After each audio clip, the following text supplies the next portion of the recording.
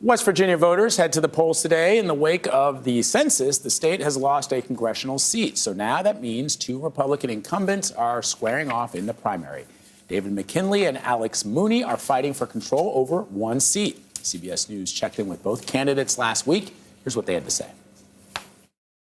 So the question now is, should we vote for party or should we vote for West Virginia? To me, it's all about West Virginia. We have a chance to get on a level playing field with the rest of the country on our infrastructure, having sewer, water line, broadband, roads and bridges. Let's take care of that. We're long overdue doing that. At some point, Republicans have to start saying no to more debt in America. Even if it's a bill that has things in it we support. Obviously, I support roads and bridges. We could have defeated that bill and passed a bill that we can afford that did traditional roads and bridges. Our Scott MacFarlane has been following this race very closely, and he joins us now to talk about it. So, Scott, let's get you to clarify what's at stake in this race and why infrastructure seems to be a big sticking point with both candidates. Vlad, this is such a unique and, to put it bluntly, weird wedge issue. Two Republican members of Congress, both of whom already work here, but only one of whom will return if he wins the general election in November. Both are conservative Republicans. Both have track records of being very representative of their districts, representative of a conservative constituency. But Dave McKinley, the 12-year veteran from Wheeling, West Virginia, voted in favor of that $1.2 trillion infrastructure plan this Congress, which will provide billions of dollars for his district.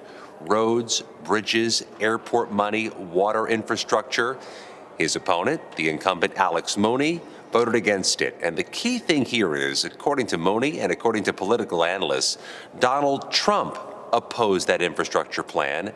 Donald Trump endorsed Alex Mooney. So here today, Congress will watch as the West Virginia primary voters vote, and Donald Trump's name, though it's not on the ballot, is pretty much the pivotal player in this race. Yeah, whether or not they got the endorsement or not from Donald Trump, it still appears that these two candidates are sort of competing to prove that they're more like Donald Trump than the other one. You asked whether or not an endorsement would be a silver bullet. Here's what they had to say. I would say so, absolutely. Can't lose with it? Well, you see my opponent, he's running as if he's more pro-Trump than me, which is not true. Well, he says he is. Yeah, that's what he says. So obviously he thinks that too. But Donald Trump weighed his endorsement carefully. Actually, I've got a better voting record with Donald Trump than my opponent. When Donald Trump wanted support on the wall, I voted 4 times with him on that. When he wanted support for our veterans, I did. My opponent voted against all those. All right. So, I mean, is it about getting that endorsement specifically? Is it about being aligned with Donald Trump's, political point of view? Is it about backing up the big lie that there was mass fraud in 2020? What moves voters? Yeah, David McKinley voted to certify the Electoral College count on January 6th. Alex Mooney opposed that. But it's bigger than this. It really represents a sea change in West Virginia politics that may manifest itself in many other states and many other U.S. communities as we get closer to November. Traditionally in West Virginia and many other states, bringing home the bacon was important for a politician, showing a resume of projects you helped secure, getting the local endorsements or the endorsement from the home state governor was gold when it came time for re-election. That's what Dave McKinley has done. Alex Mooney did not get the endorsement of the governor, didn't secure many of the local endorsements Dave McKinley did, and didn't vote for that infrastructure plan. But here we are, where political forecasters say this could be Alex Mooney's race to lose today because he has the Trump endorsement. We'll see that elsewhere in America as we get closer to November. It's just going to play out in an incumbent versus incumbent primary for the first time today in the Mountain State. Scott, what impact, if any, could last week's Supreme Court draft opinion, that leak on that draft opinion on Roe v. Wade, how that might play out on voter turnout? So we asked that question of both candidates, Vlad, and there's not a lot of daylight between a Republican versus Republican set of candidates on that issue, and they pretty much are in lockstep, and they acknowledged as much. Want to watch how that plays out in the general elections.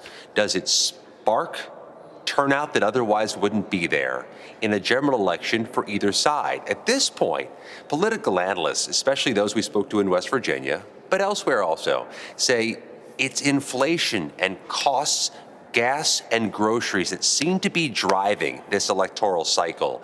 It's not yet abortion rights. There is time for that to change. And in fact, Vlad and Anne-Marie, tomorrow here at the U.S. Senate, Democrats hope to push a message when they have a floor debate over abortion rights legislation, a message that may serve them when the midterm elections, the general elections begin.